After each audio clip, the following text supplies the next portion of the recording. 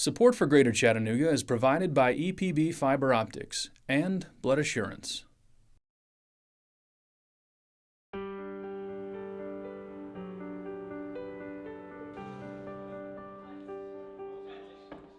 My wife Teresa and I returned to Chattanooga after being away for 41 years. We started going to events, musical events, speaking events, speeches, just a lot of different events. Teresa and I noticed that at some of those events, we were the only white people in the room. We went to other events where we'd be with all white people and there are no blacks in the room. We got to start building personal relationships in this city.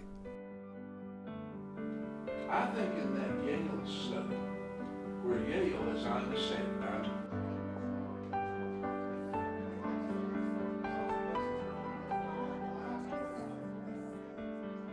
we know socially we've progressed in terms of integration in lots of ways, but I think we have slipped behind in our own intentional reaching out. And as a result, we were not engaging. We were not working together. We were not befriending. And so we said, well, let's bring together some people. Let's bring together friends, black and white, and talk about it. What do we need to change? What needs to happen? When the Four Cousins first started, we said, we have one mission, and that mission will be to build friendships between black and white people. That was number one, and it was intentional. Most of us do not have time to just go out and independently create these relationships among races. And so I think Chattanoogans Connected, I think it does the whole premise. If there's 50 people coming, the goal is 25 white, 25 black, Hispanic, whatever, so that you actually are sort of forced over dessert to sit down and learn something about somebody that otherwise you probably never would take the time to do. What Chattanooga Connected is trying to do is to make sure that we break through the barriers of fear and ignorance that keep people from having those kind of interactions, so that you can begin to start to see each other in terms other than just black and white, but as human beings. Exactly. We all eat. And that's why, one of the characteristics of Chattanooga Connected is we sit down and we have a meal. Okay, when you sit with somebody and you eat with somebody, you drop a whole lot of inhibition and a whole lot of fear, really.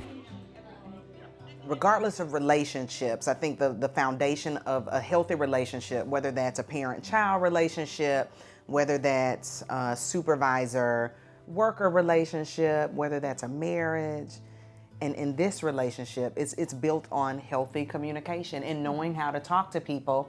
And not every conversation is going to be positive. So it's about talking through difficult conversations about what race relations look like. It's in our DNA that white oppression is in my DNA and your DNA has been oppressed. That is not a good feeling. I was never comfortable talking about race. And as far as I was concerned, what's the issue? There's no issue. So it is I think you used the word liberating one time. It's very liberating to come into a group of folks who are different than you and be able to share the differences. I think that the Chattanooga Connected meetings and gatherings provide a safe environment where people can say what's on their mind and not be attacked for it, and we just set some ground rules that we have an open discussion. Say what you want to say, do it in a respectful manner, and give everyone an opportunity to respond to that. And when we have that environment of security and trust and respect, then it just opens it up for the conversation to really go deep. And that's what I hear a lot about arguments from people who think of themselves as white, that, well, that happened in the past, and it was, might have been my great-great-grandfather, but it's not me.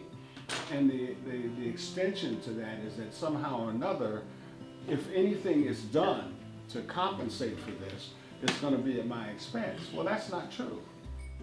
I hope that through these conversations, more people will come on board willingly.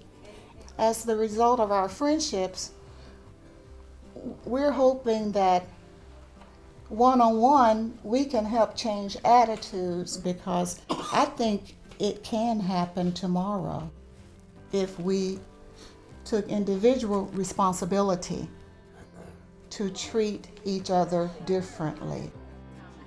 Our impact into the larger community is the residual of how they go forth in their daily life, in their professional life. If they have a deeper understanding and a deeper knowledge of people, their struggles, their history, that they're going to bring that into what they do. They're going to bring that into their social interactions. They're going to bring that into their professional interactions. We feel like that this group has sort of encouraged and inspired us as it relates to being a part of making this a great and equitable place to live, work, play, and learn. And primarily, the first reason is we have a kid that's got to grow up here. I think as a mom, I want to see this affect my kid.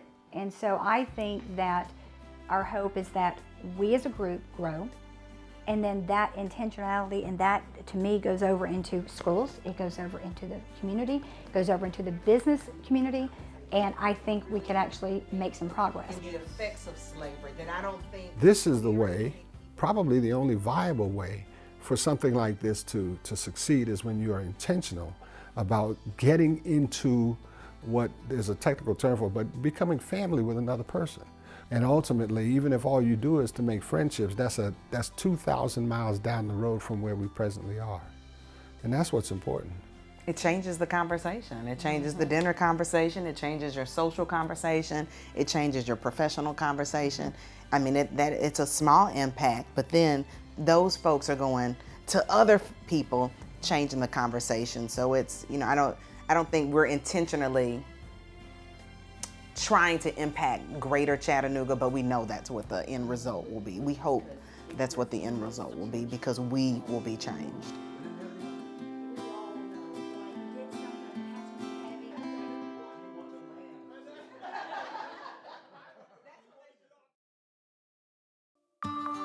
If you're a fan of Greater Chattanooga, support it. Becoming a sustaining member of WTCI is easy and affordable, and it makes a big difference. Visit greaterchattanooga.org/donate. Thanks.